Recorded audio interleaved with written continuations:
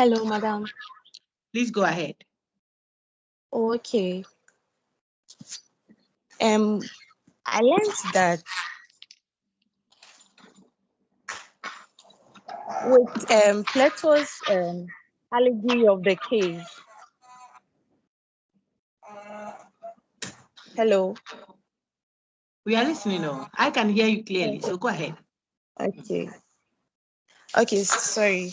Please, I learned that in Plato's view of rationalism or knowledge, epistemological knowledge, there is a supremacy of knowledge that is gained prior to experience in a known object. My sister, the question I'm asking, thank you for the effort, but the question we are asking the class, and I want us to focus on group 1 now, group 1 members. Tell us what you have read on Plato that will make you label him as a rationalist. So tease out anything at all that you. So I sent the slides. They are still there. They are on Sakai. Okay. Tease out anything at all that you see in his philosophy that makes him rational. Anything at all. That's what I'm asking. Don't give me the whole theory of reality versus appearance, world of forms. What makes Plato rationalist? Tell me one thing. I had an interesting class with your main campus colleagues. I'm expecting say, okay. So someone indicate that, Benedicta, if you want to do that, please go ahead.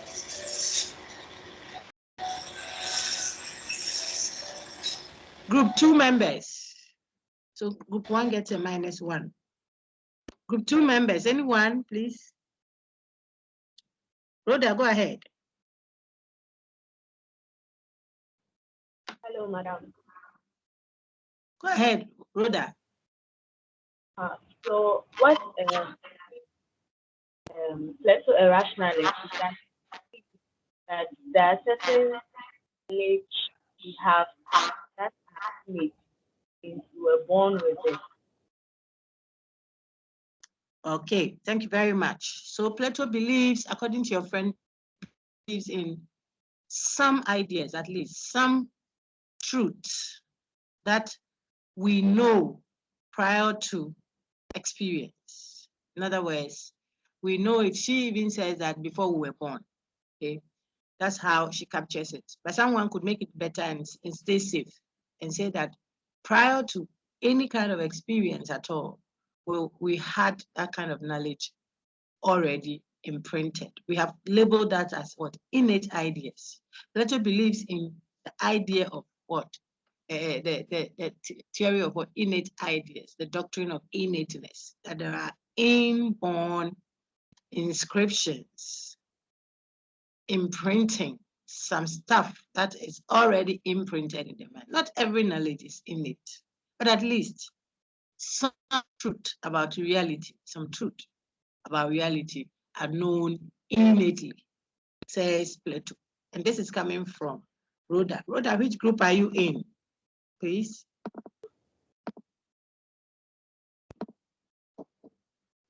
Rhoda, which group are you in? You are muted. Oh. And I'm playing group 2. Okay, so group 2 members earn themselves a mark each. Well done. Innate ideas. Subscribing to the theory of innate ideas makes you rationalist. Let's take group 3. What else did you read? What makes Plato rationalist? I don't understand. I put it there. So I put it in your resource tools. I expect that when I ask this question, it will just flow. Then I'll take your responses and then we will interact. That's what it is for. Okay, George, group 3, go ahead. Now we're going to settle. Then you make notes of something for me. I'm subtracting marks and adding marks. George, go ahead. You are muted.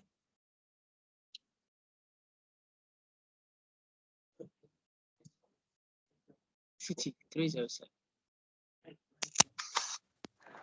Madam, good morning. Good morning, sir. Okay, madam. So for group 3, I didn't find any member. Then the only member I found to first drop into classes. Oh, so George. I did the whole George. on my. Yeah, George. Right now Madam. you are speaking. I'm not asking for problems. When I can say any questions, Okay. no one the question. Now I have a question. If you are the only group 3 there, answer the question for me, sir. Okay, we can talk about all the peripherals later. So I want to know what makes Plato a rationalist. Your friend in group 2 says Plato subscribes to the theory of innate ideas. Then group 1 says they don't know. Sister made an attempt. Keep quiet, please, a minute. She tried to make an effort, but it wasn't too good enough, at least to redeem the group's image. She couldn't, but she made an effort, which is okay. Then now we are with you, group 3. Please tell me what you saw in my slides or you read somewhere and attempting to get some information, at least as a level 300 student, okay? Who knows that as a last week until now, you had a week to prepare for this lecture today. You have even months because the course outline has been there. And the topic is Plato's rationalism. We told you also that when you read on it, tease out from your previous content what clear things you see in Plato's philosophy that makes him rationalist, because we've discussed rationalism, the various rationalist theses. So just look at the things you know about Plato philosophically. We've met him 100, 200 first semester, and we are meeting him again, even 300 to you meet him. We are here, we are meeting him. So what do you see in his theory that makes him rational? That's all I'm asking. Now mute and respond, sir. Madam, please. I got to realize Plato used deduction in his to prove that he's a rationalist.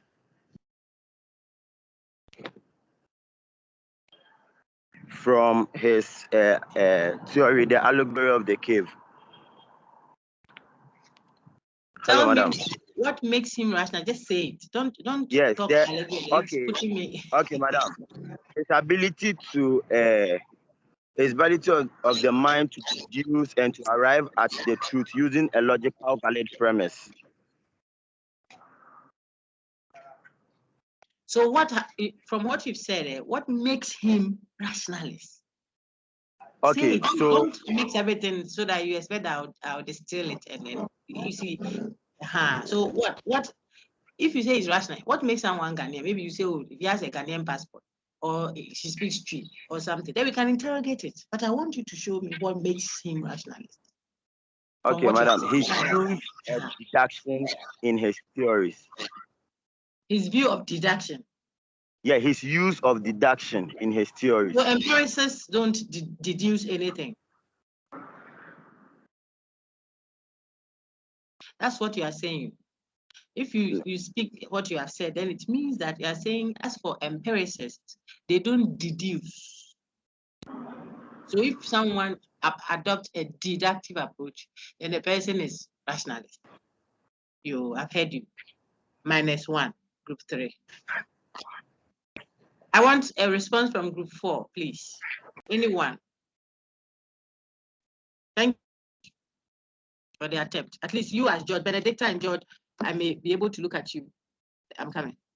Yeah, I may exempt you. Let me look at how others perform first before I make a rule on that. But Benedicta made an effort for group. Please write Benedicta by the group 1. Then the group 3 that I just spoke is George, Frederick,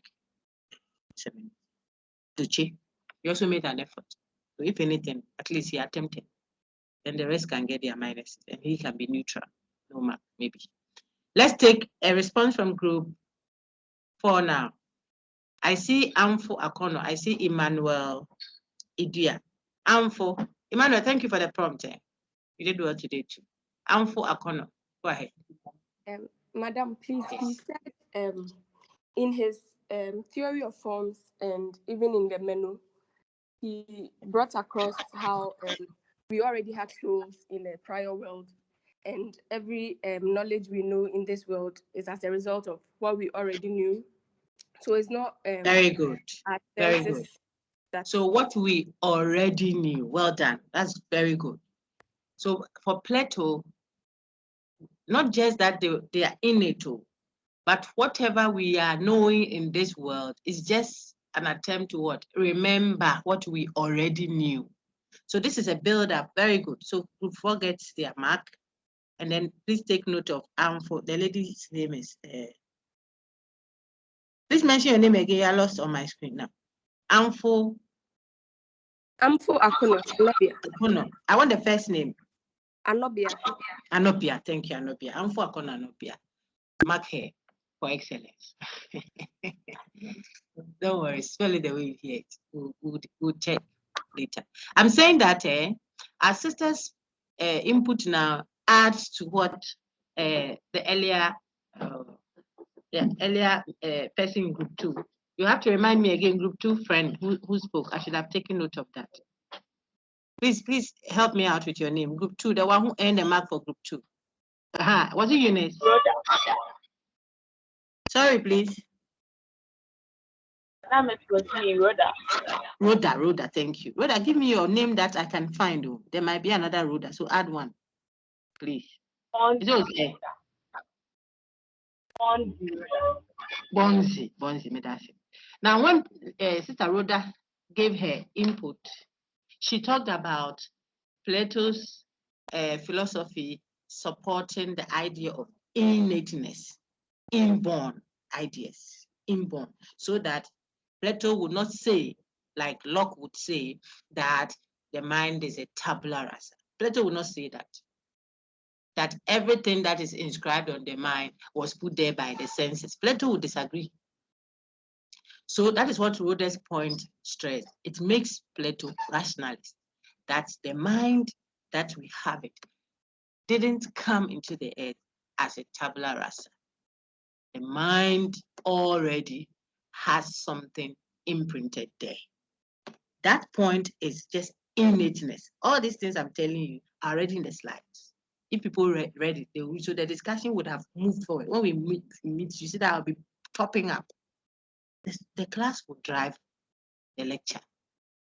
Otherwise, it's not a lecture. Otherwise, I come and I do a monologue, see, or poem, so you enjoy it. But it's a discussion, it's an interactive session. Interaction. That is why the content is given to you ahead. So when you do your bit and we meet, dependent on what you have, your lecturer or instructor is able to build. See, but when you come with nothing, and we don't know how to add. They said, how can I feed these 4,000 people? Does anybody have any food at all? Why? Why is that important? Because you have to have something before you can get more. People don't understand. You must have a seed before you can plant and get a forest of fruit. Okay? If you don't have the seed, so you have to have something. You want to get a big fish, put some small tiny fish on the hook and put it in the sea. It will bring plenty. If you come with nothing, and I'm speaking to maybe 1 or 2 people, it's a posture. I think we are in the it is the 4th week ending. We are doing 10 weeks, friends. Okay, so I always want to admonish, and it is not only for this course. Have a posture that wants to have something when you enter the class. Then the person coming is going to use what you have to give you what you need. I, the Shunammite woman, you are poor. What do you have inside the room? Small flour, some small oil. You bring it.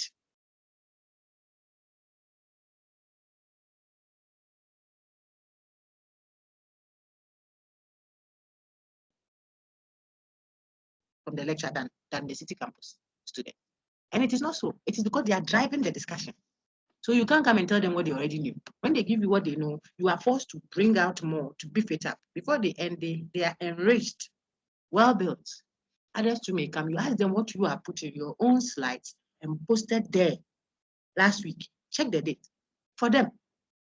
In addition to what they can read, even on their phone in a trotro, and search for Plato's rationalism, they'll get so much content. It's not something that is hidden, like you have to do some technicalities to unravel. No, it's just reading.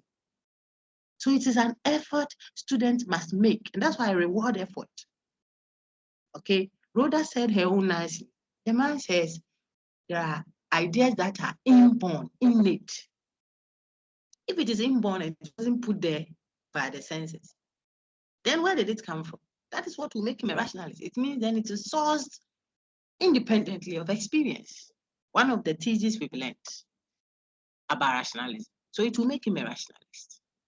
Then the new one that someone might think is a repetition, is a follow-up, is a build-up on that idea. And that's why we can distinguish it from the first that Rhoda gave. The Akono, was it Akono? Her first name is what? Amfo Akono, but the first name. Oh, she gave a first name. We didn't write it. She'll beat us up. Anobia. Anobia. We didn't they won't pay Anobia. Anobia came to build on that. And Anobia says, not just that he believes that we know some truth, not all truth. I will ask you. So if you don't write it, I'll be taking marks for things you already know, but I didn't say it well. Not all truths are known. Or not all propositions, according to Plato, are known innately. That's not true. The color of your hair that you will do 3 years to come. In 3 years' time, if you color your hair, you dye it green or yellow. It's not part of innate ideas. So Plato is not saying every knowledge, every truth is known innately. He hasn't said that.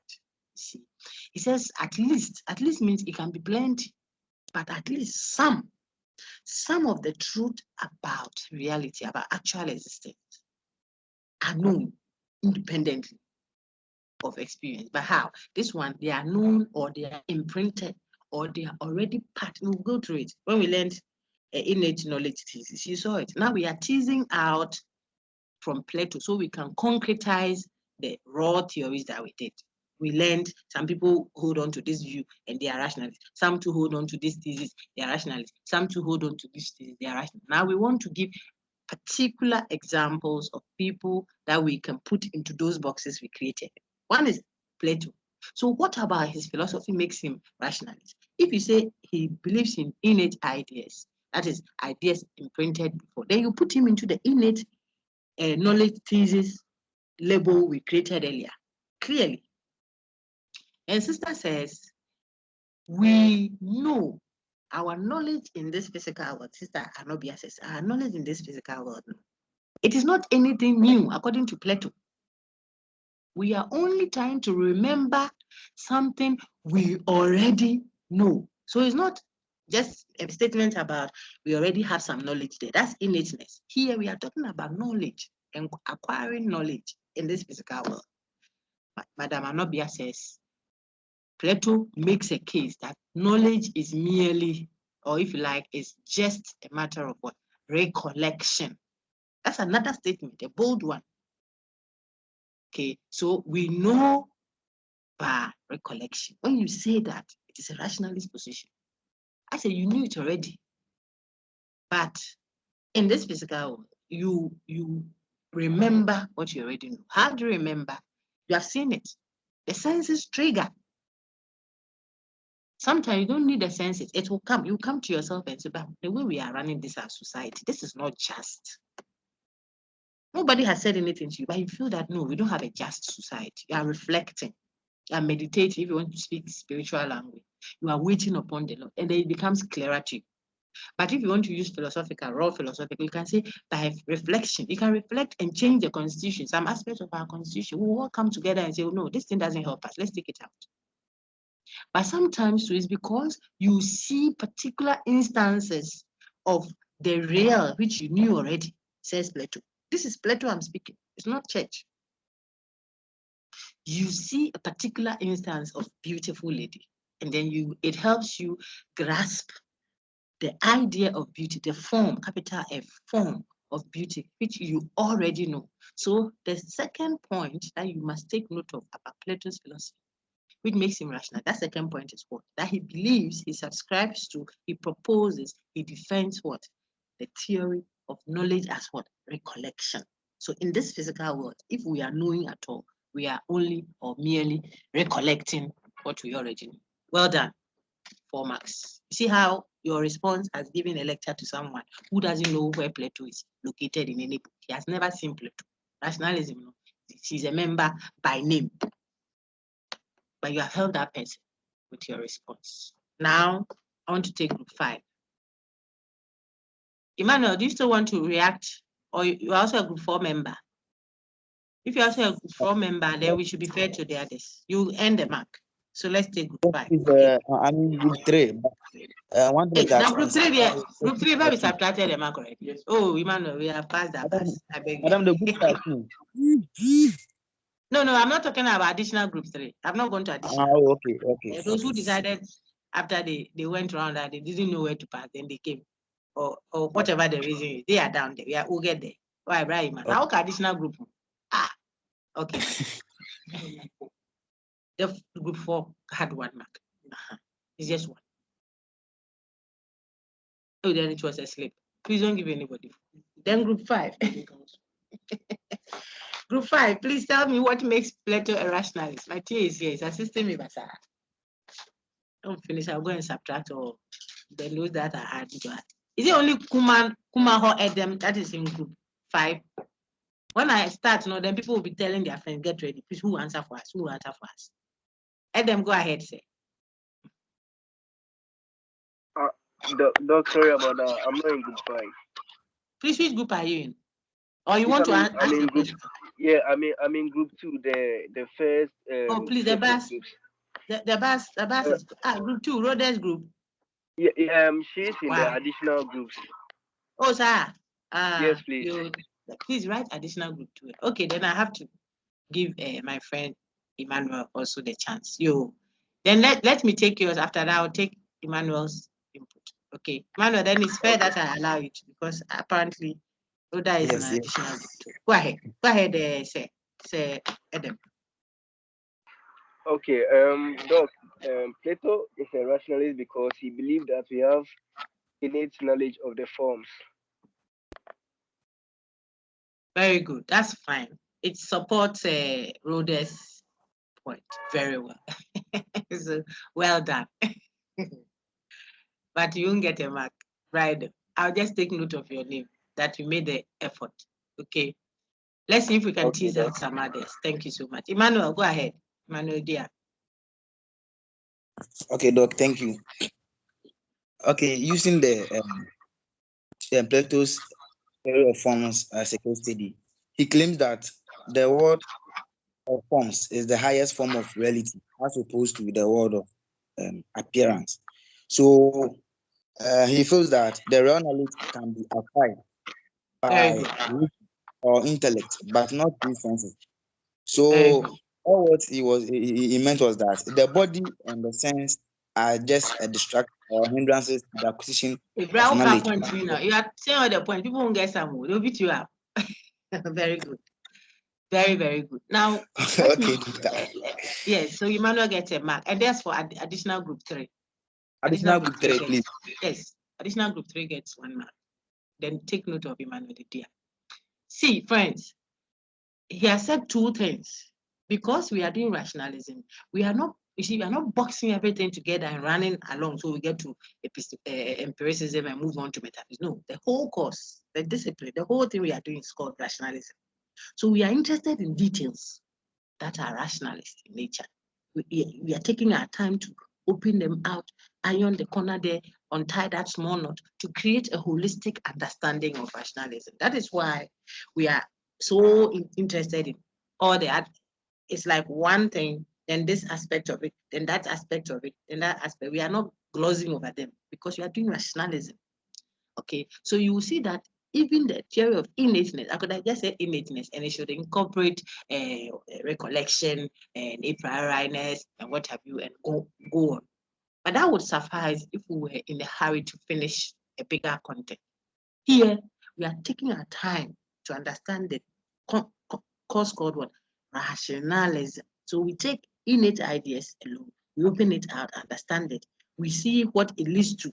It supports the another theory, knowledge as what? Recollection. We tease it out, we put it down. We see that it is leading us to what? A priori truth or knowledge, independent of experience. We take that too, we tease it out, we put it down. That's what we are doing. So your friend, class rep's response says that Plato believes that real knowledge, ankasa, you should be writing them down.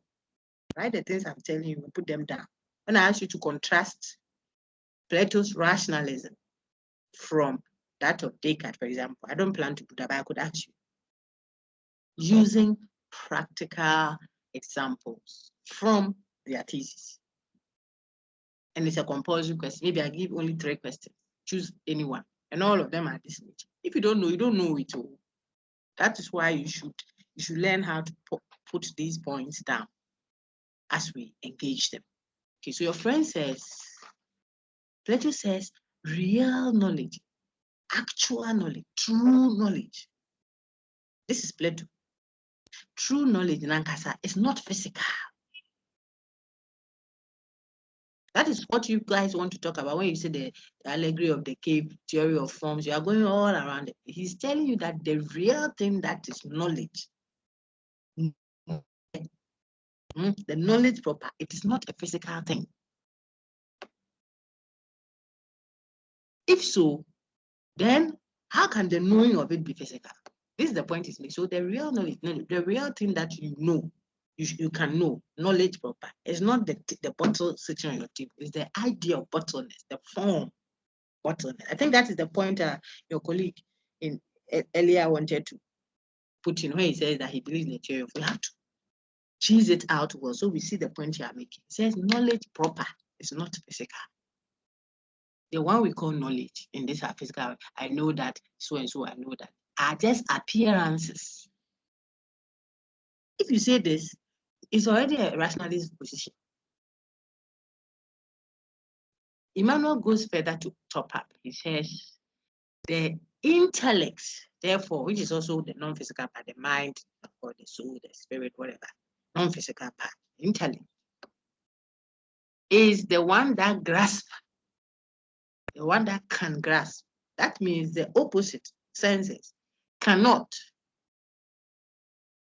even grab knowledge, because knowledge is non-physical. So the physical, cotton one, I've said that the physical, cotton one means the crab does not beget a bird. The crab cannot give birth to a bird. So the mind, which is the intellect, which is reason, let's use reason to cut off all the ambiguities. Reason is the only channel that can actually grasp what? Real knowledge. Not so-called knowledge or pretending knowledge, but real actual knowledge can be grasped only by what? Reason. That alone makes him rationalist. So add it to your 2 points here we have distilled. Then the third one that, the fourth one, which is still a follow-up there, as you pull them out, you create the other. So you are giving corn. You can use the corn to do rice. I'm showing you what we are doing. The corn to rice, the corn to do a condo. That's it. That's another product. Corn and condo are not the same. If I give you condo to chew, raw condo, you will not be happy. I can give you boiled corn to eat. It is food. But even though condo came from corn, you can't eat the condo. You are not a chicken. So condo is a product. It's another product. Then from the condo, you can do something to it, and it will become cocoa porridge. Then someone else can still take the condo and generate banku from it. Even from it, someone may have a fermented one to create something. So I'm showing you that you can't say that, oh, all this one, ultimately they are saying that mind is the ultimate source of knowledge. So it's all the same. It's not the same. We are teasing it out to show you the various aspects of that philosophy. As you emphasize that, you show the depth of his rationalist view. So what? So 3 things have been put down. We still pull out and generate an aspect of his thinking, his philosophy, that we still think makes him what? Rationalist. We are referring to Plato now. What is it? That not only is real knowledge what? Non-physical. And this came from Emmanuel Dia. I'm not looking at anything. I've not even started projecting a slide. You can see. But the students are giving you that. So you are forced to build on it. When we finish and we go through the slides, it's like a mop-up to fill in all holes that we have. But if you haven't read, what I'm saying is fresh to you.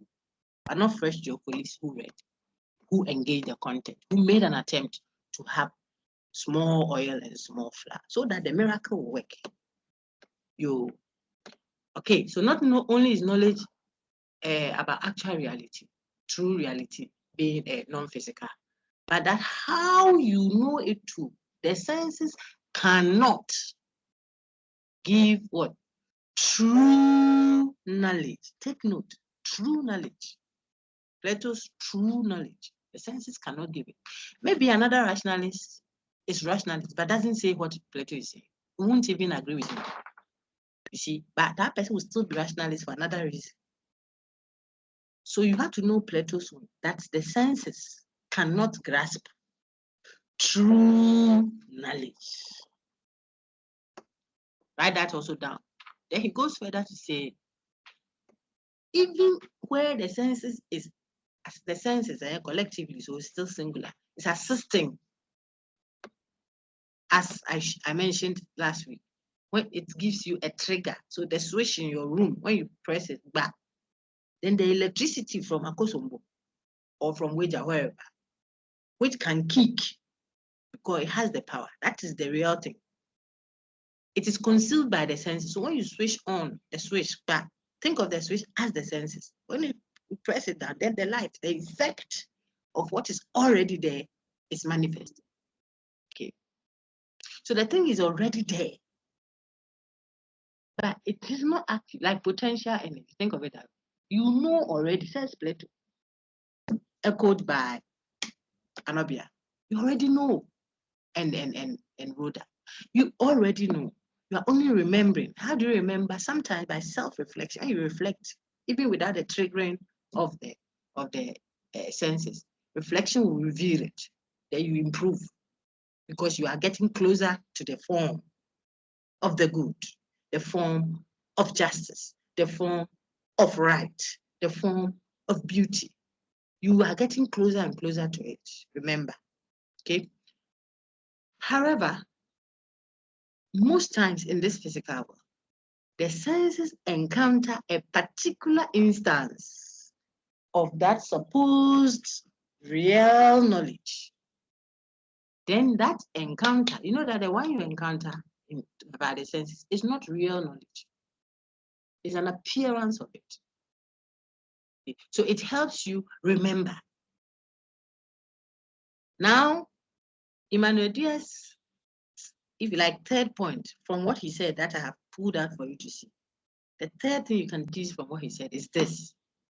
You cannot depend on the senses, even where it is just triggering for you. You can't depend on it solely because what it gives you keeps fluctuating, keeps changing. It is ever changing. Write it down. You see that it's a follow-up. So the reason why Plato will not accept the senses as a source of true knowledge, not mere knowledge, not as a trigger, but as a source of true knowledge of any kind, is that the source gives you a supposed quote and unquote knowledge that is always changing. Today it is sweet, the next day is bitter, the same thing. Today it looks this, the next day is this. You stand at this angle, you lose all those arguments we have been given since we came to level 100. The senses don't give you anything that is stable, absolute, true, real. Any knowledge it is given, I give you time to write. Some of you, I know you are not, you don't even have a pen with you. You don't have a notepad.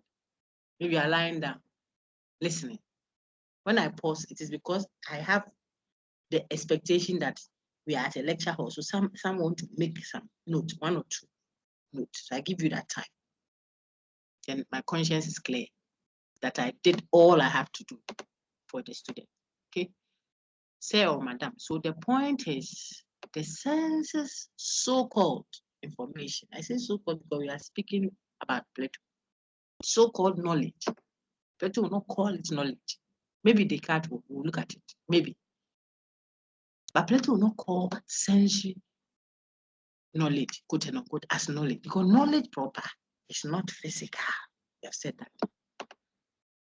And how we acquire it also cannot be sensory because the senses give fluctuating, ever-changing, non-static. These are the same words, it's just emphasis.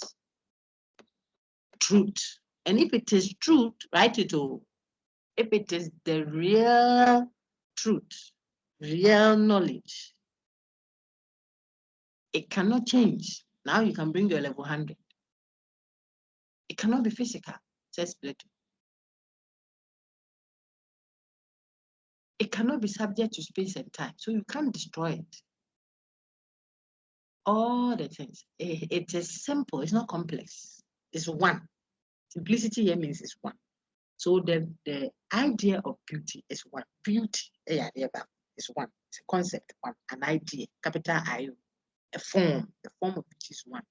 All other particular instances of beauty are only participating. This is Plato's life in the form of beauty. They are participating in it. So a beautiful pen, a beautiful car, a beautiful phone, a beautiful sister. Look at your beautiful phone when you bought it 6 years ago. Is that the phone you are holding? Is it still beautiful? That's changed. The beautiful sister will be a grandma. But look at Celine Dion.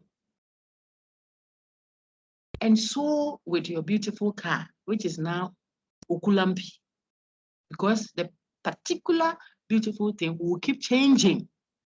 So it won't be static. Therefore, it cannot be the real. These are all the level 100 that you wanted to bring in that I kept stopping you. Okay. So the real thing is non-physical. How we acquire it is non-physical. And why do we say that we shouldn't trust the senses as a source of knowledge? Because all it is giving us is fluctuating. And what have you? And the guy speaking, Plato, has an understanding of what a real thing must be. The knowledge proper must be. So this one doesn't give him that. That's why he's rational. Very good. I'll add this one, which your friend said at lecture hall at main campus. It's still implied, but when you tease it out, then it stands out. Plato believes in knowledge about reality, synthetic truth, that is still gained independently of experience. So simply put, Plato subscribes, holds on, believes, supports the claim that it can be what? Synthetic a priori truth. What is synthetic a priori truth? Write it down. I'll come back to it after we go through our slides. The other groups, be on standby. Unless there's a question, if there's a question, put your hand up. Let me address it. If not, we go through what is left.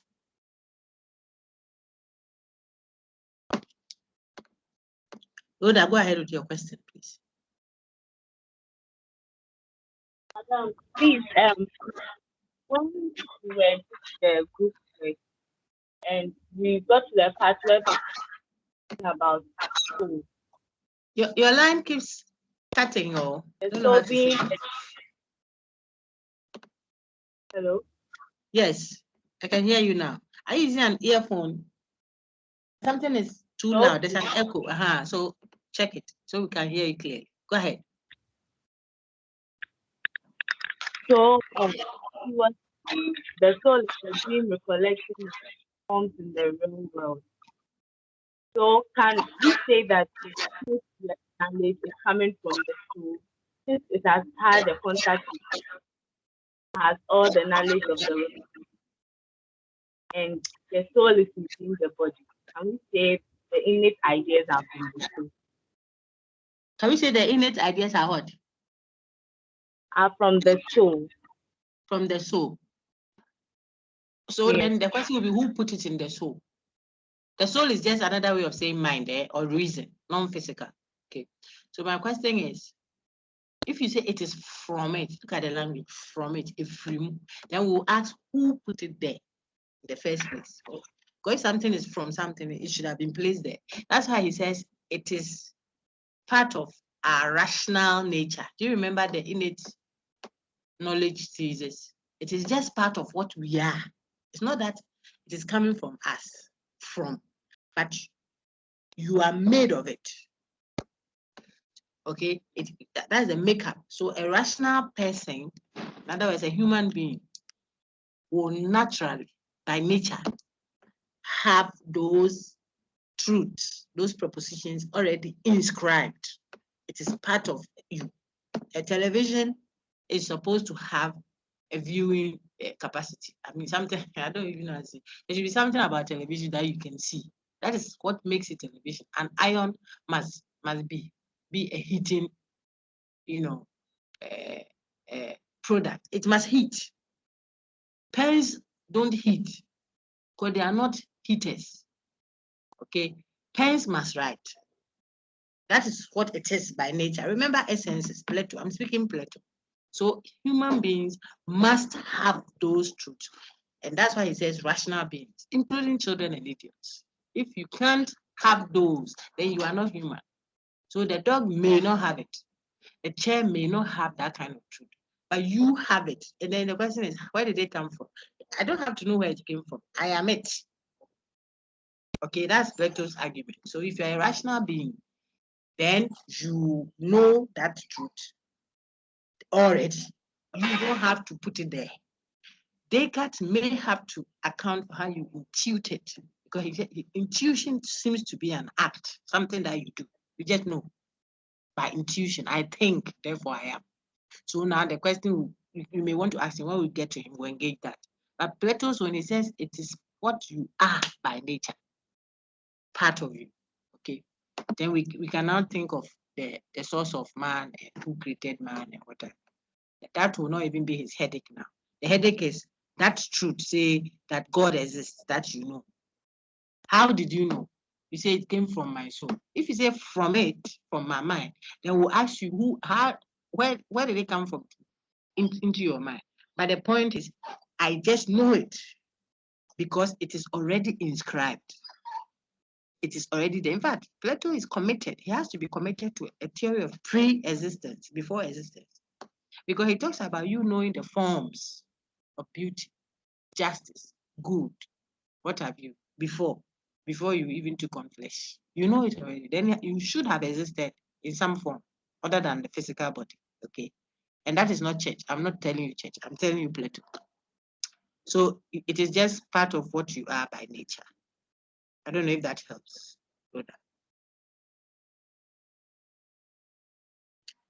Rhoda, does it help? All right, so we can read. Let's read. I want someone to read now. And I'll go systematically. Solomon Adai, please read what you see on your screen.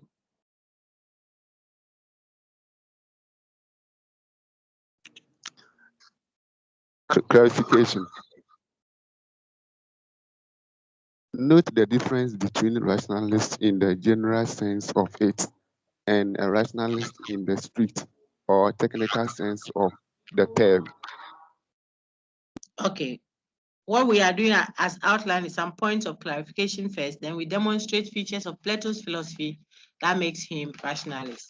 Then under that, I put there as an epistemological theory about the basis of knowledge.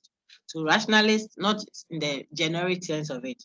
When we say be rational, or be rational about it, that one is the general usage of the word rational. But when we use rationalist as the opposite of empiricism, as an epistemological philosophy view, then we have already explained that extensively. And your friend sets up to say that you should note the difference between the two uses of the word. You see that one is generic. Please be rational, that he's just a child. So that is maybe a worried headmaster prompting his colleague's teacher that you can't be beating the child like that because she didn't do her homework. Be rational about it.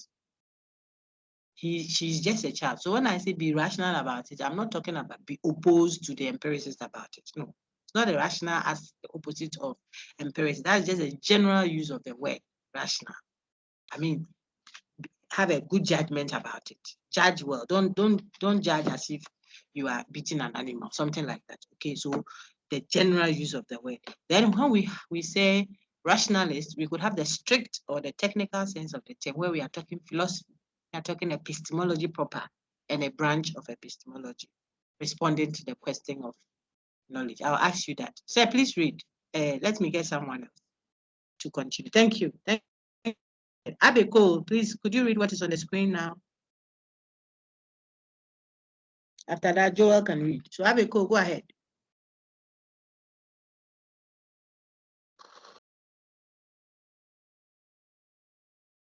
Abeko, are you there? Absent then. Joel, please read. Please, Abeko is absent.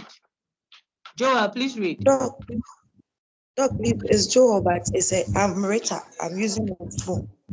Is Joel my student or not? He's not your student. My phone is off. Put your name there. No problem. Put your name there. I wouldn't be able to tell because I'll go and look for Joel. See that? So put your name there so I'll know who I'm dealing with. All right. You can borrow someone's letters and wear to lecture hall. That is not a problem. Or someone's pen.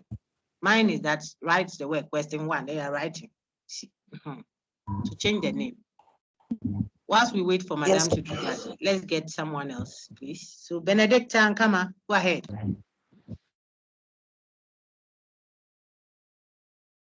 Rationalist. Thank you. Hello. Go ahead, Bene. Any rationalist believes that at least some knowledge or truth about actual existence, that is non-linguistic, non-analytic, is acquired through reason independently of sense experience. Very good. Any rationalist. This one we have gone through. So it's just a summation of what we have done previously on the rationalist thesis, the 3 of them. Okay. So any rationalist, no matter the label you give them, whether intuition, deduction, whether innate knowledge or innate concept is kind of rationalist, that person must accept that what? At least, take note of the words, at least. That's at least. That is, even if you get some, all of it, at least some. It means it could be more, but at least some. Emphasis, some, not all. Knowledge or truth about actual existence. We have gone through that also.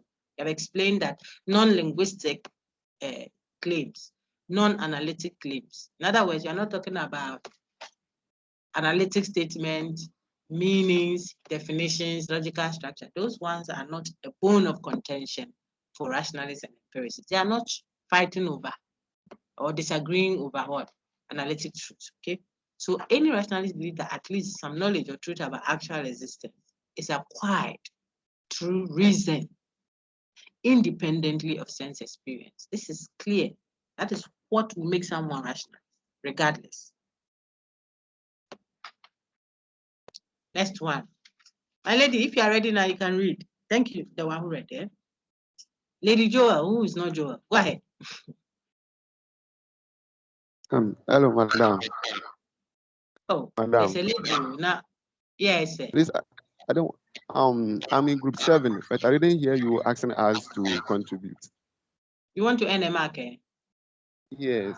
We are not done yet. Don't worry, okay? Even the second group, we are not done. I'm going to the second half of the class. You will give me responses about it. Okay. All right. Thank you for the prompt. Go ahead, madam. Yay. Anybody in group 7 should read it. And 6. We'll take it from 6. But since my brother was the one who prompted, let's take group 7 member to read. Any group 7 member, read for us.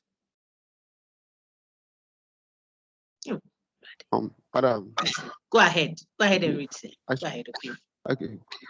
That means if the staunchest rationalists admit that sense experience play a role in the acquisition of knowledge, into bracket, what role would depend on the specific author? You see that? We have said this also already.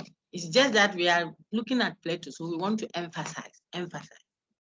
We are saying that even the strictest, hardest, most radical rationalists will admit that sense experience, plays some role. It does something in the process of acquiring knowledge.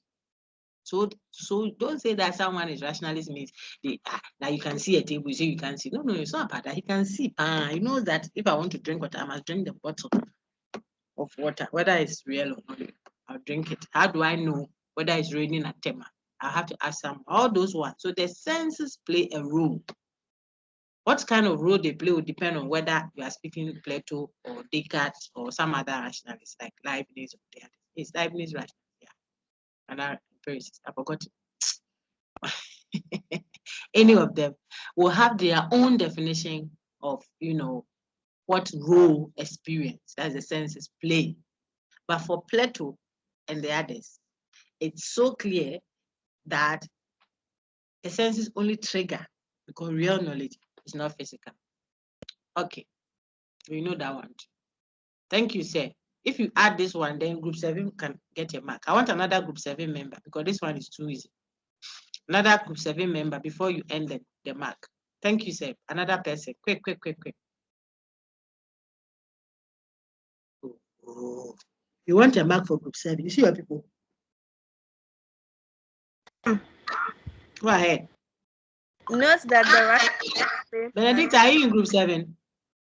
Madam, please, Stephanie, okay. Then Bernard, please mute your mic. Stephanie, go ahead. Note that the rationalist claims that at least some truth about experience are known independent of experience. Mm-hmm.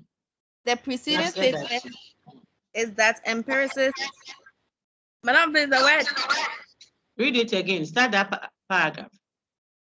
Note that the rationalist claims that at least some truth about experience are known independent of experience. Go on.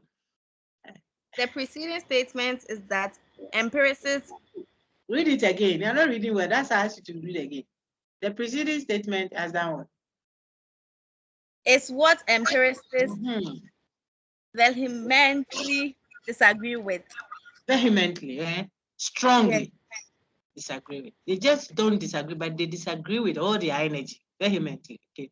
So the preceding statement, that statement at the top there, is what empiricists of all kinds strongly disagree with. What is that statement? That there is at least some truth about experience, a synthetic truth.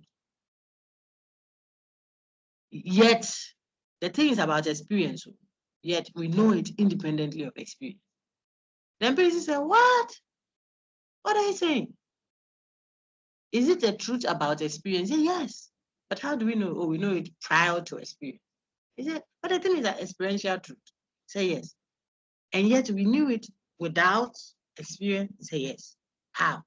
Then you may have to start creating either innate ideas, you see, or talking about the world before experience, or sometimes, depending on which author, we are still talking about the physical world by saying, I know it by intuition, or I deduced it, or by those things. I mean, if it's analytic truth, it won't be problematic, even for the empiricist, because I don't need to see 2 + 3 to know that it's equal to 5, even if I'm empiricist. I can agree that the man cannot be wearing shirt and be totally naked. You know, all those examples I gave, even as an empiricist. So that is not in contention. But if it is not analytic truth, but you're talking about experience truth, that is what we call existential. Existential truth. And you still insist that the truth is about experience, yet we know it independently of experience. Then the empiricists cannot agree with you. I will ask you, clarify the actual disagreement between rationalists and empiricists using illustrations. Your response should not exceed 600 words. You see that? Then you are able to write it. You finish that paragraph so group 7 can get a mark. Now I'll go to group 6.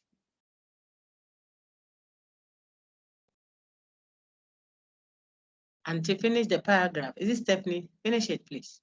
Madam, the empiricist position is that truth about experience, like all other truth, can only be sourced. Read the thing in the bracket, please.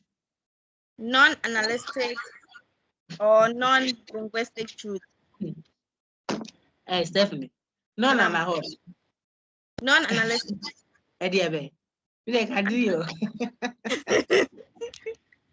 Non-analytic. Listic. Now, S anymore. What can I say? There's no S in it. Say it well. Go on. Non-analytic. Madam. I'll put it on YouTube. People will read it. People will play it. Non-analytic. Litic. Litic. So read it from the top. The empiricist position is. The empiricist position is that truth about experience, non-analytic, non-linguistic truth, like all other truth, can only be sourced from experience. Excellent. Now group 7 ends a mark. You people, you should thank Stephanie N, the big boss that asked the question earlier. Very good. Please take note that the empiricist's view they insist that as for truth about experience, like all other truths, take note. Like all other truths includes analytic truths.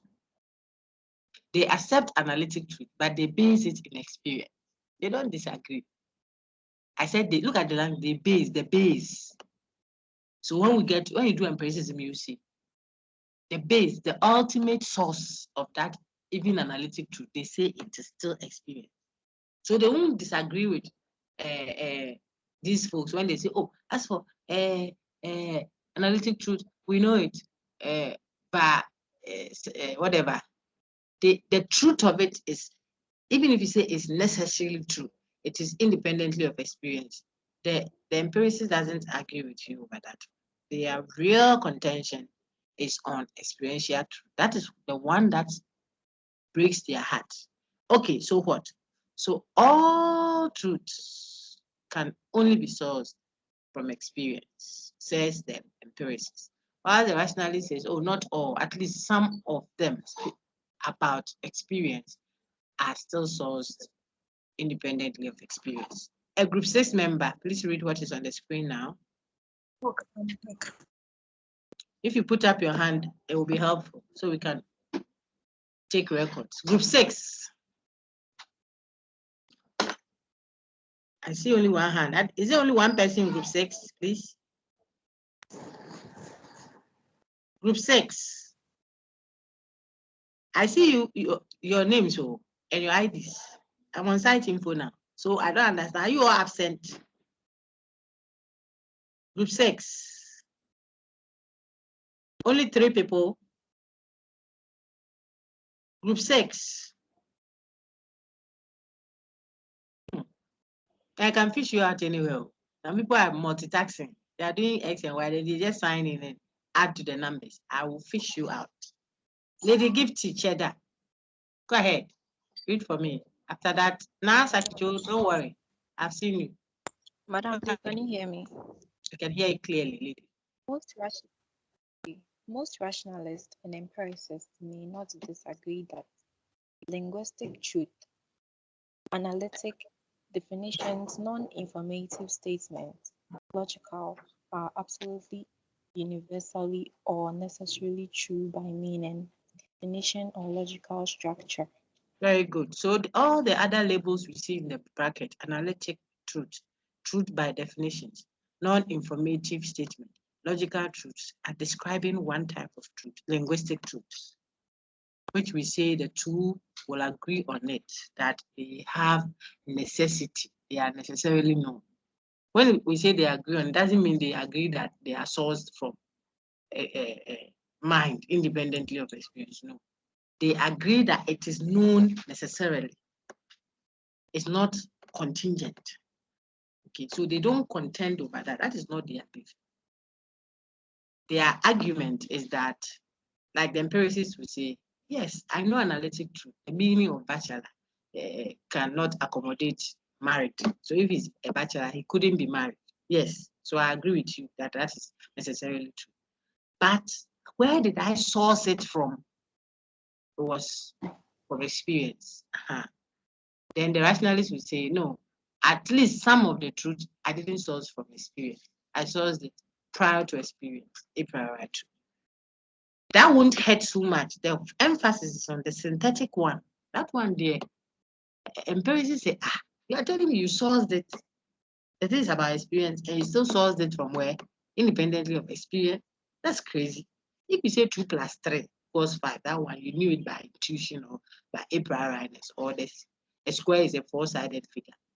You knew it a priori, or the idea of justice and all that. You got it a priori.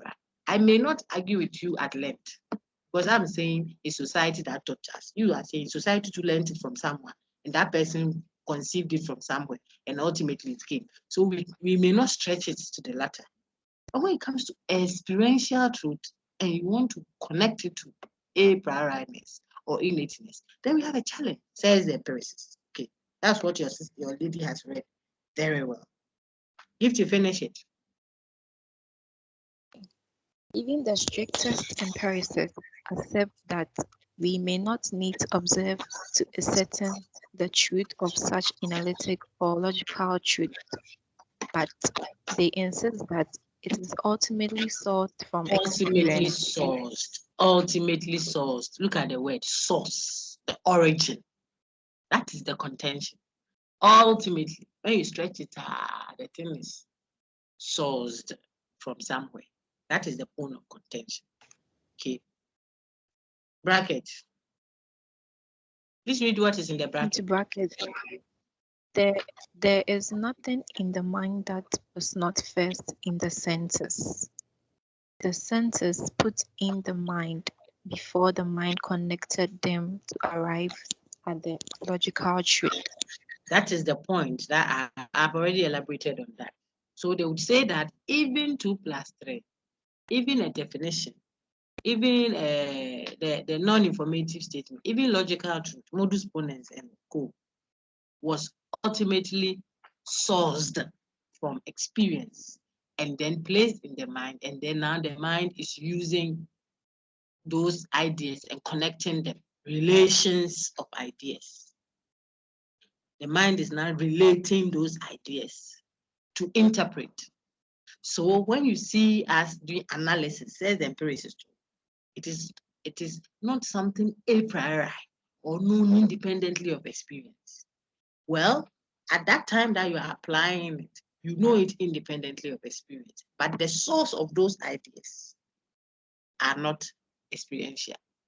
Okay. Excuse me, are not outside of experience, I should say. The source, what you have put there, the raw material, the idea of plus, minus, that you put together to say 2 plus 3 must be equal to 5. He said that idea, when you are connecting the two, you don't have to observe. So it is seemingly what? Independent of experience. But the source of those ideas are not independent of experience. That's what still makes them an empiricist versus their counterpart rationalists. Thank you, Gifty. Let me take a group, another group, 6 person. I saw 2 hands then. So it is Sakicho, Sakicho, go ahead. Aliadra. I can't mention your first name. That's why I use Sakicho. Is it Aliadra? Alidra. Alidra. Thank you. Thank you. Alidra na Sakicho. Go ahead, Alidra. All back and dog back. A triangle has 3 sides. A is A. These are true by meanings, definitions, or logical structure. This means such truths have no bearing on actual existence. They are not informative form, but not content. They are true based on meanings, definition, etc. They are certain, but are they a priori or a posteriori? That is the question. That's the contention. Are they a priori or a posteriori? Okay. So let's explain what Alidra read. All backing dogs back. If I say all chichis are chichis, you see, you accept that to be true by the language of it. You don't know what chichi is, but when I say all chichis are chichis, it's necessarily true, and it's a necessary truth. If it is a chichi, then it will be a chichi. What should it be? Whatever chichi is, we don't care. So all chichis are chachas. All chachas are chuchus. It has to follow that all chichis are chuchus. Hypothetical syllogism. And we don't know what chichis and chuchus and all those things stand for. We don't need to know, because the validity of this claim, the connection, they are just relating those ideas. See, I keep saying relations of ideas. Your main campus folks wrote some good notes on that. You may follow up with them, those who can. Okay. When you relate the ideas, when you put them, the ideas together, it will give you the meaning. It will give you the true status. You don't need to go outside of the statement and observe. You don't need to synthesize synthetic truth. You leave your natural hair, sisters. Be writing your note and go and borrow someone's Brazilian and add it to your own synthetic. So by that same thinking, when you have an expression that is a synthetic truth, what does it mean? It is not a definition. The expression is not a definition. It is raining at Ngwa. That's a statement that is synthetic. Why? Because it's not defining. It is not whatever. Now, when we advance, you will see. For now, I'll teach you the way you will get it. Then when we go on, you see what Kant will tell them. That being synthetic or analytic has nothing to do with how you acquire the knowledge. It is about the nature of the statement itself, period. You need to. Okay. So if I say it is raining at Nuba, I've not defined anything. When you relate the ideas, in other words, when you do analysis and compare it, it won't give you its true status, whether it's actually true or false. You need to observe to ascertain it. That is why that statement will be synthetic. But the one on the screen now, all barking dogs back. I don't need to see it. If you say it is a barking dog, forget dog. All barking chichis back.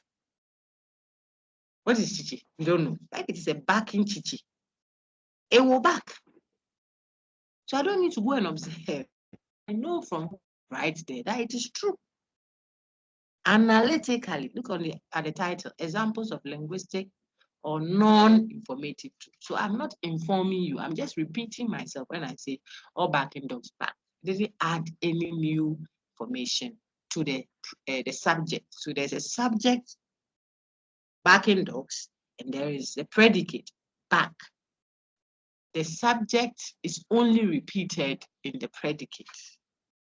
Analytic truth. You should write that down. I give the same things to your colleagues on main campus. That's what is making it analytic. You are not adding any information. So it's non-informative. Non-informative.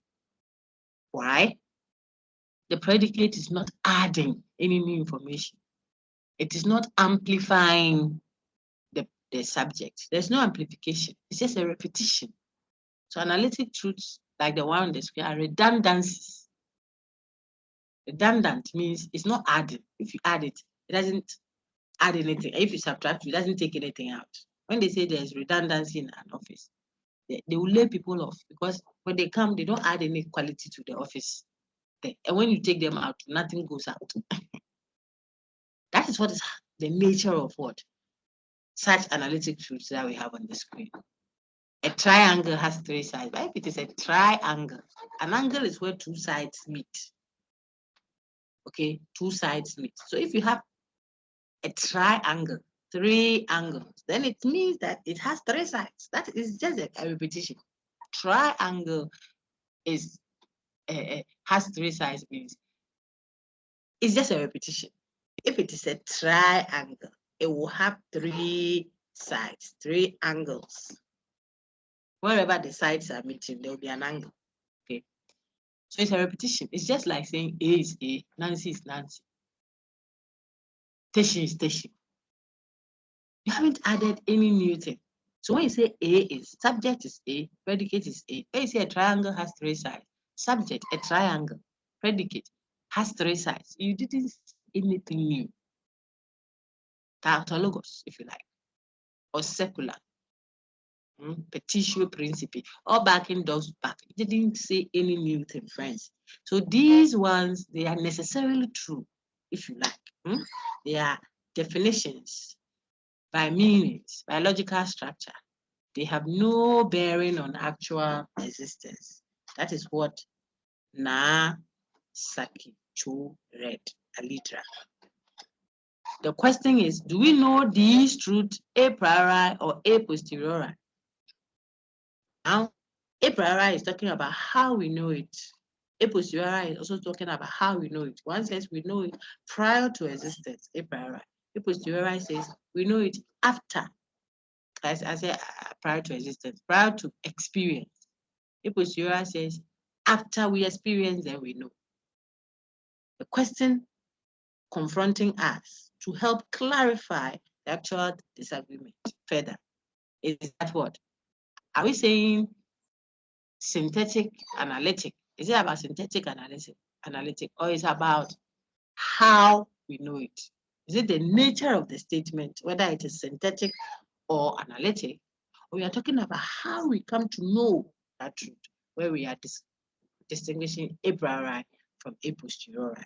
Kant does a good job to clarify that, but we are not doing Kant yet. So let's move slowly and steadily. Thank you, now. Group 6 now has their mark. Which other group hasn't spoken? Which other? Hey, there's an auntie at my Doc. chat box, Madam Rita. Group 4. Doc, additional Doc. group 1. Additional group 5. Doc, additional 6. This additional group thing, I don't understand. Where did you go and you fly? You have come back. Additional group. Group 6. Group 6. You have a mark now. I thought now it's in group 6. It's now part of group 7. Now Sakicho. Madam, I'm in group 6. So group 6 has a mark now. Let me take Eunice Erica here. Lady Eunice, go ahead. Which group are you in? Group 4. You go ahead. Hey, group 4, but I gave you opportunity. No, the other one. So say it well, oh. Additional group 4. Yes. Oh, okay. You read for me. Yeah, thought Erica. Go ahead. Rationalists believe that there are at least some non-linguistic truths, synthetic or informative statements that are known a priori or independently of experience. Example, every event must have a cause. It is wrong to kill indiscriminately. Hold on, my sister. Let me help you. This one, you have an advantage over main campus a little because we didn't actually go through the individual slides like this. But take note. If I say every event must have a cause, this expression is a proposition, isn't it? It's a statement, proposition, a truth. Now, every event must have a cause. Is it a definition? I want an answer. Am I defining? Oh, everybody answer. No, madam. It is not a definition. Very good. So every event must have a cause. It's not a definition.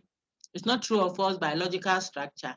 So will you say it is synthetic or analytic? It is synthetic. Very good. It's a synthetic truth by the nature of the statement, period. Don't go out yet and talk about how we come to know it, because that's where the trouble is. How do we know it? Then there's trouble. One group says, we know it already before we even started experiencing. Another person says, no, we know it by experience. So that we source that thing from experience. Then it brings a whole lot of confusion. So the nature of the statement itself is that it is synthetic. The same with the other one. It is wrong to kill indiscriminately. It's not a definition. It's not something you can analyze by the meanings of terms or relations of ideas. No, you can't. This is stating something that is outside of analysis. So you need observation to assess. In other words, it is not analytic. Great. My lady, read empiricists. Empiricists think that. Empiricists think that all truths, linguistic and non-linguistic, are ultimately sourced from experience. You said that already, right? Read. Linguistic or logical truth may be necessary and universal. Write them down in your book somewhere. Finally, it came out. Linguistic. Yet they are known a posteriori. Oh, I've said that. I've said it, and now it has come. It has come out clearly. So they agree that they may be experiential truths, yet we do not source them. They are not known a priori, like Plato and his folks, the rationalist friends will say. They are known a posteriori. They depend on experience to be known. Now, see the two views, rationalist view versus what? Empiricist view. Now read what is in red for me, please. So are there synthetic truths that are known a priori? That is the contention. I hope you see it now. So that when you hear synthetic, analytic, a priori, a posteriori, that's the link. Synthetic, analytic, describing the nature of the statement. whether we can know it by meanings, definition, logical structure or not, versus whether it is none of those. It's not linguistic. That will distinguish analytic statement from synthetic statement. But a priori and a posteriori are not describing the nature of the statement. They are describing how you acquire it, that truth. How. So rationalists insist, I think, from what we have said so far, I can use analytic synthetic, and that gives you a lot of clarity. Analytic synthetic, a priori, a posteriori.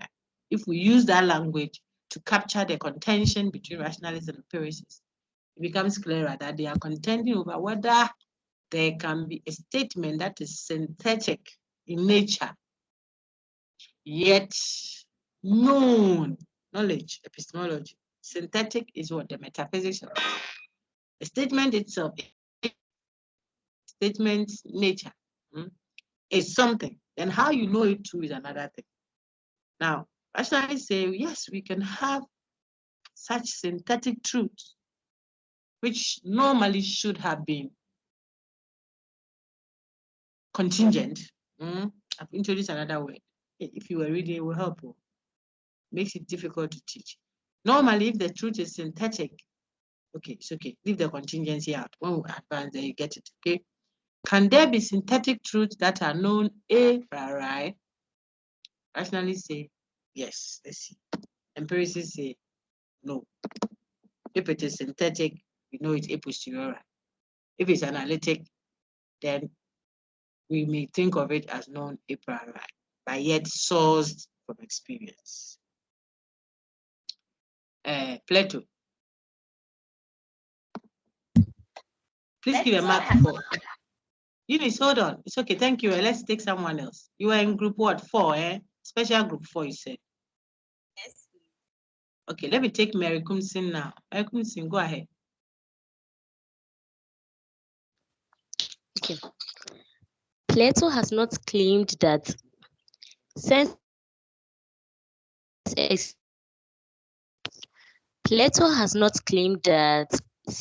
experience plays absolutely no role in the acquisition of knowledge.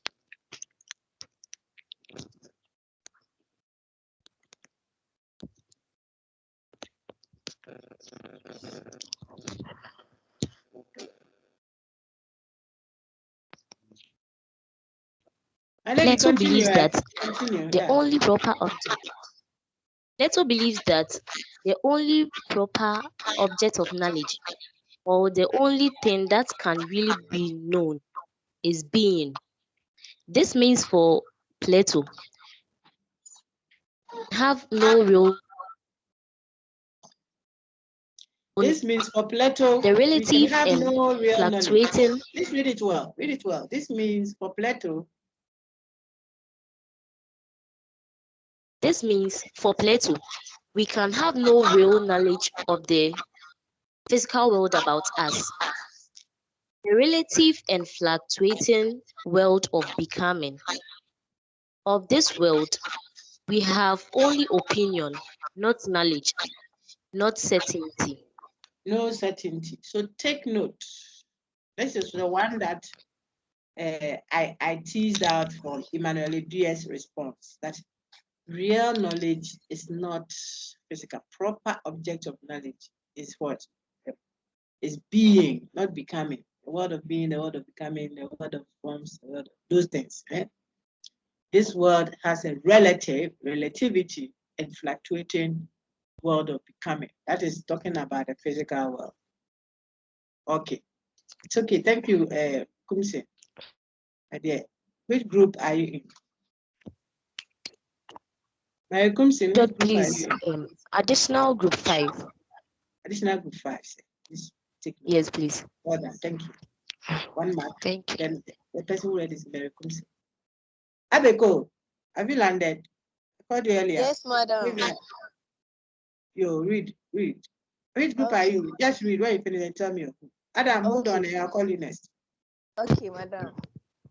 In this physical world of appearances, We are held back from the It's a attainment of physical word real. of, okay, you go ahead. Sorry. Sorry. It should Oh, be okay. this physical word of appearance. Okay. In this Okay. physical world of appearance, we are held back from the attainment of real, absolute, uninterrupted knowledge of the forms, and therefore we are held back from attaining happiness. Why? The constant distraction of the body. Hold on. Please hold on. Yes, madam. The body constantly, this is Plato, something that is making him rationalist. That's why I didn't understand why people were bitching about them. They are all that put them there. The body constantly distracts. You understand distraction, not destroy you. This distraction is, it obstructs your view. It's blocking your view of what? The real. Since the real is not physical, point one, and attaining it requires a non-physical channel. When the body, whenever there is so much of the body and its infiltration, it causes a contamination. When your eyes see the money behind the brother's back pocket, puffing like that, then you forget the idea of good. You want to steal. If you had not seen it, you had not seen this woman exposed, perhaps you may not be tempted. If you didn't see their poor or hear about their poor, perhaps your judgment of what is right and wrong, copying during the exam or not, would not have been affected. Plato's point is all our outlets distract the view of the real you. Real you is not physical. So those of you who are churchful, think of spiritual and physical. That's something around what is being done. The real you wants to do something. That's why sometimes you want to torment or stress physical body in the bid to allow the non-physical part of you to have a clearer view, no obstruction. So this is a strong case against empiricism and a big case for rationalism. If you held on to this view that the physical world of appearances hold you back from attaining real, absolute, uninterrupted knowledge of the forms. The forms are the real knowledge. You saw it in the first one. If this one is holding you back from it, then it means that you don't like this part, this one, the physical world, and the channels connected to it. You throw them out, and that makes you more rationalist. So the constant distraction of the body, if you think of the body as a constant distraction towards your knowledge of the forms, it makes you rationalist. Read the second part, please. Only death can stop our souls, mind, which have been entrapped in the physical body, from their contamination by the distortions, illusions, and relativities of the sensible world. Very good. Entrapped, look at that. Your mind, reason, intellect, soul is entrapped. It's a trap, a container that it finds itself in. According to Plato, it's a distraction. It's a contamination. That's how he describes the physical and the channel that gives you physical. Physical, anything physical is given by the senses. Okay, so the physical body, the body contains your eyes, your ears, your skin, your arms or your palm for touch, your eyes for sight, your ears for hearing. Those channels are the channels that gives you empirical knowledge. That's the point I'm making. That, according to Plato, is an entrapment to say it's a distraction. If so, then he thinks of these sources as what? Antithetical to acquiring knowledge. That is why he's rationalist. Only death can stop us from this. What is death? Thank you, Auntie. Thank you very much. You read well. 1 mark for that group. Please repeat it again. What was your group again? Additional group 5. Excellent. Thank you. I think your background was also good, so it made for good reading. You've given already. And the lady who read is Abeko. Abeko, what's your first name, please? Magdalene. Magdalene. Thank you very much, Magdalene. Let's take Adam Mohammed now. Adam, go ahead. Be on standby. Oh, Emmanuel, you are going to read again. Why? Read already. Okay, go ahead, sir. Why Adam, do this question. philosophers desire death? Oh, okay, just a minute. I'll take your question. Let Adam read. Will you forget? Don't forget. Adam, read quickly. Point. Until that happy day of death, into bracket separation of soul and body, comes when the soul will finally be set free from the body. Be set free from the body. When death happens, then the physical will be detached from the non-physical. And the non-physical, remember, is the real you. So that separation, I see, sometimes I'm tempted to show you the parallelism in scripture. So you see Paul saying that, to me, to live is Christ, to die is gain. When I die, I've gained. Why? Because when I die, I'm separate. The bit that is obstructing, confusing, all those, that part of me is separated from the real me, whatever that is. Okay, that is the point. And so that happy day, so that day is a day of happiness where you attain a real grasp of true knowledge. True knowledge is reality for this man. So the day you encounter real, no, the day you encounter that, you will have that joy, that happiness, says this guy. Now I can ask you, as a rationalism question, how on earth, of course, I won't frame it that way, but how on earth can someone look forward to the day of death? Discuss whatever, something. Why should a guy say that it is in death? You should desire it. Look at the top. Why? True philosophers, true reflectors, true spiritual folks should desire that. So if this is what you people mean there, then please, I don't want to be a spiritual person. I don't want to be a spiritual person. Please let me. I'm just joking about that. Okay. You should desire the day that the obstructions of this body. Because if you don't feel hungry, will you steal food? If you didn't have desire, all these things are in this container. It is this container that worries. You know, some people, when you tell them one day will get to heaven and will be happier or whatever, I don't know, like paradise, whatever you believe in, okay? The person says one day will get there, we'll get there, all these troubles will be over. The person will be asking, so will we marry there? Hey, so this food that I couldn't get to eat now, when I get there, will I get to eat? You have those desires because of this container. But when you take on an incorruptible body, this thing that makes someone went to rape another person, this thing that they are making you jump and jump around, go left, go right, go where I want this one, that thing, you won't even have it because it's a container that has that weakness. If you are not there, you have It's a very nice feeling. That's the point. As and when it is there now, if it leaves, then you attain the true happiness. This is what Plato is saying. You have true happiness. Until then, you are not a happy person. Okay. Now, I will need you to engage that very well.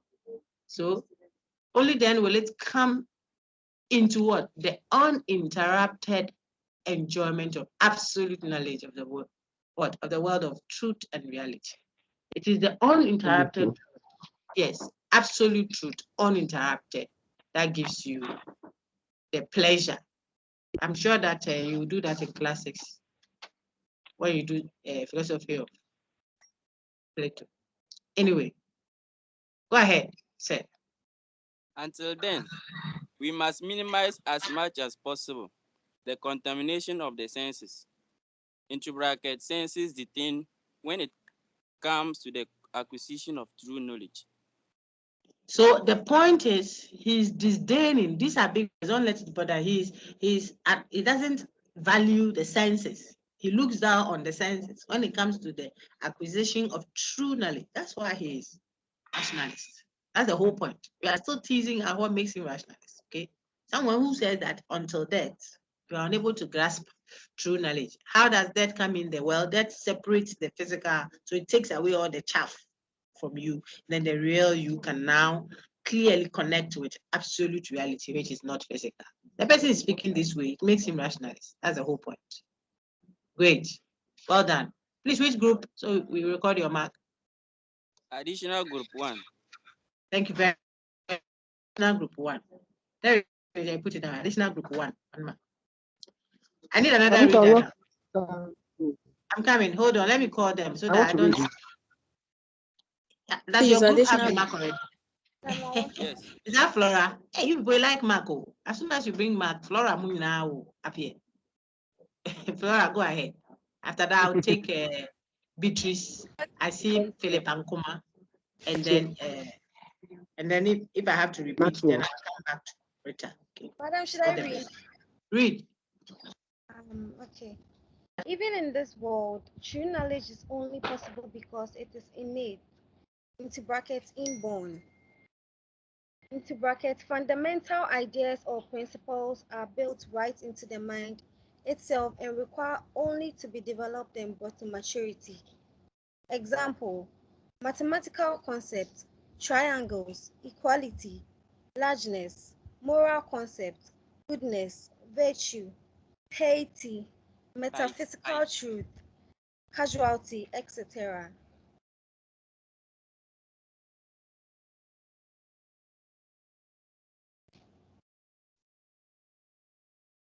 Madam, I'm done.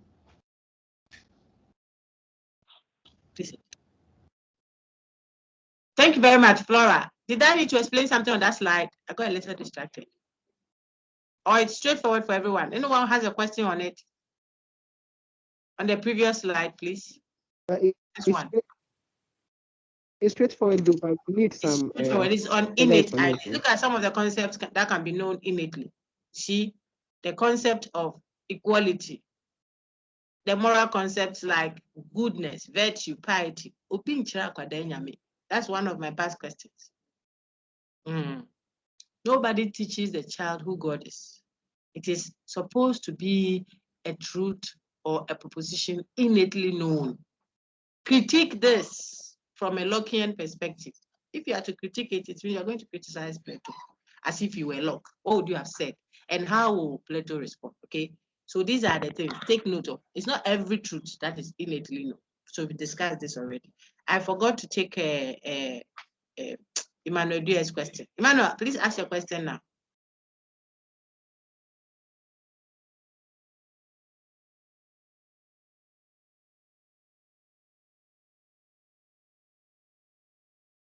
Doc, please, it has been answered.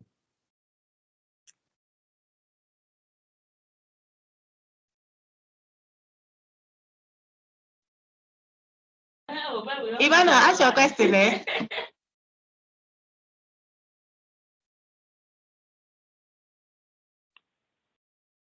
Hello, Doc. Please, it has been answered. Okay, that's good. So then let me take Philip. Philip and Kuma, please read the next slide.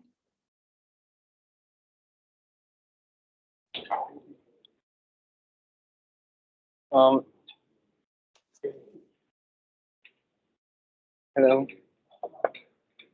4. Knowledge as recollection.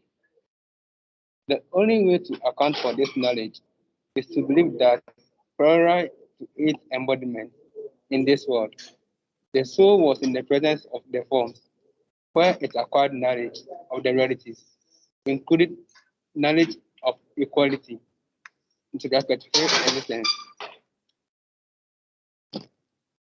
This knowledge was lost or forgotten through the trauma of birth, though to some degree recollected, subsequent to birth on the occasion of our experience with the particular instance of equality or beauty, for example.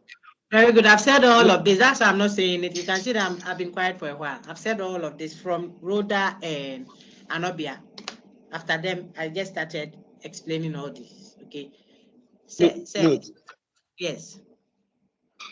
The role of sense experience, after all, in the process of recollecting, is what is already known. I'm just saying that not the role of sense experience at all in the process of recollecting. Is what is already known. I think we should edit something there.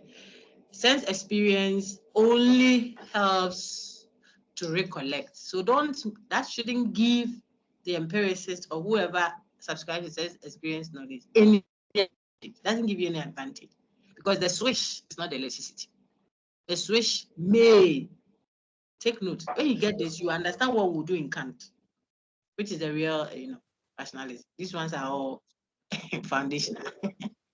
Kant will tell you that knowledge begins with experience.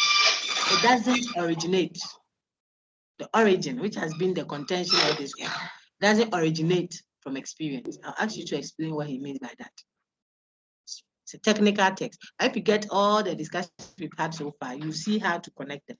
Knowledge begins, it starts. Just like the light in your room starts with a switch. But the origin of that power in that light, the origin is not the switch.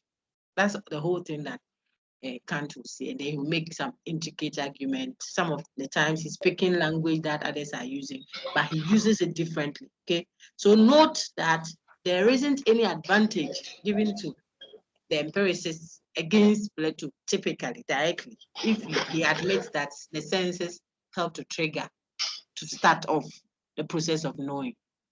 The knowledge proper is there. You recollect doesn't mean it is the senses that gives you the knowledge. Very good. Say your group now. Additional group 1. Oh, we put it down for you already. And your name was Mohammed, right? Mohammed just read it, and Philip also. This is Philip. Oh, this is Philip and Kuma reading. Are you also group 1, additional group 1?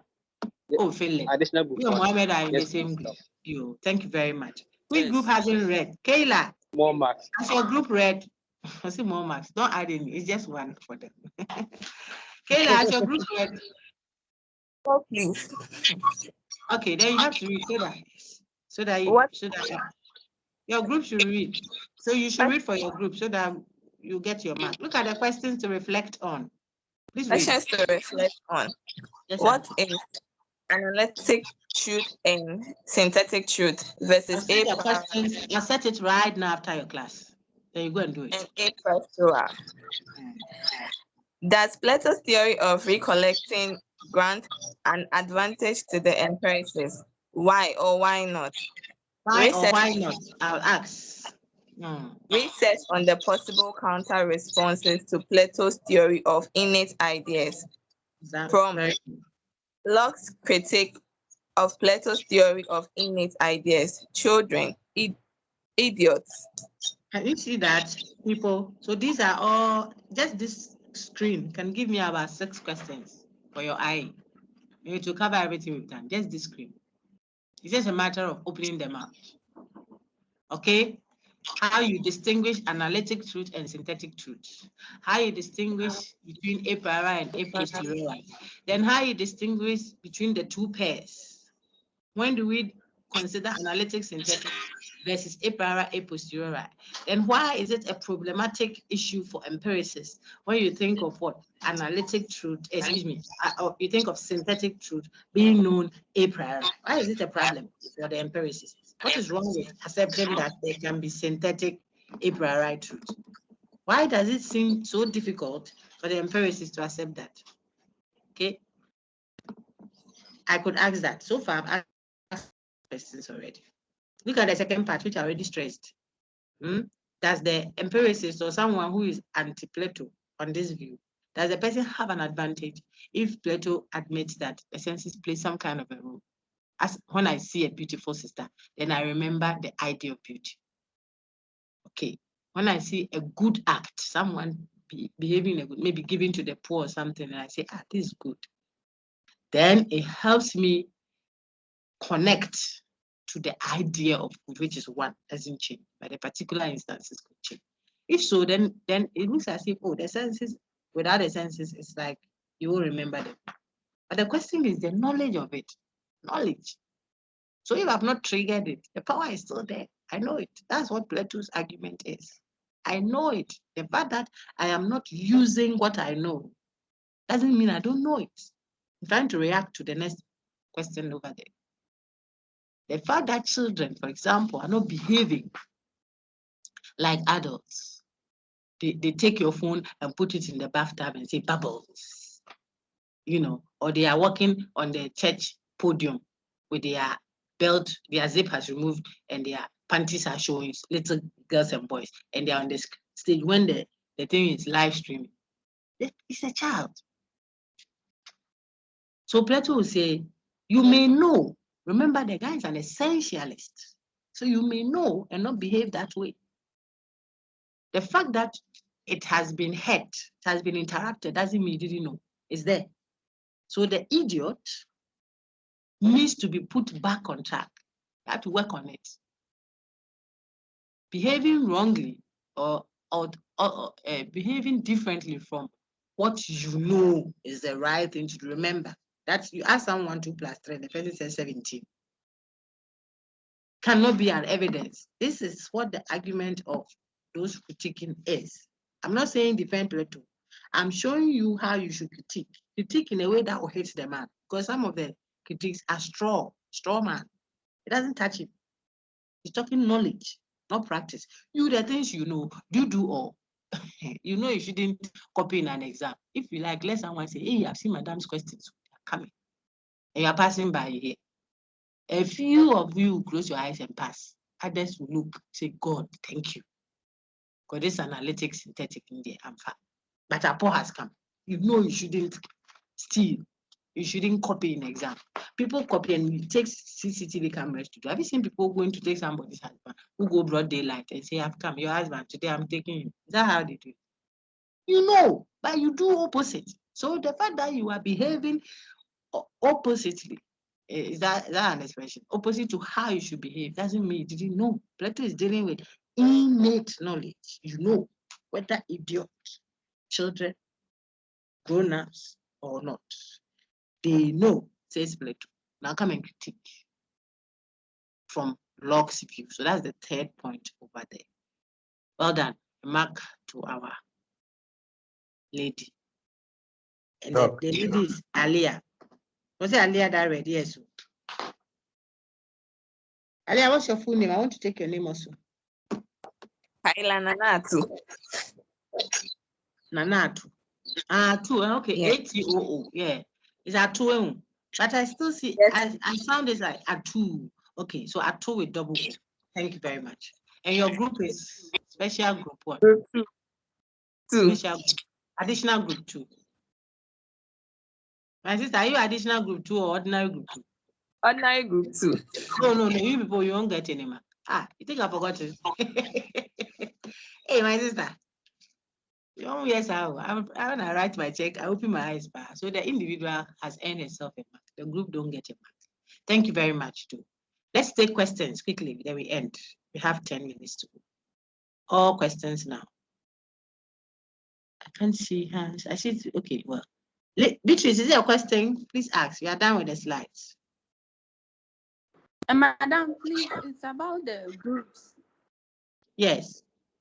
It seems there are different extra sets of particular groups. Like, I mean, group yes, 6, it's because yes. Sorry to interrupt you. I just want to deal with it quickly. Let me end the video. It is because people would decide that they want to go and do trial lock at places, then when they see that it is not working there, then they don't land 3 weeks, 2 weeks after they start on. Then they come and join. Even as we are speaking, we'll still get more people. Okay. So when they come in and you create a new groups, I could have numbered it as a continuation. Don't let it bother you. There is the main group, and then those that are additions will have additional group. Something is an additional group. So that's your name. You can't go and join group 2. If you're additional group 2, you are not group 2. Group 2 is group 2. Additional group 2 is additional group 2. I hope you get that. And the members are there. You know yourself, so you should. Let me end the video so that it's not too lengthy. Then we can interact. Yeah. Okay. I'm saying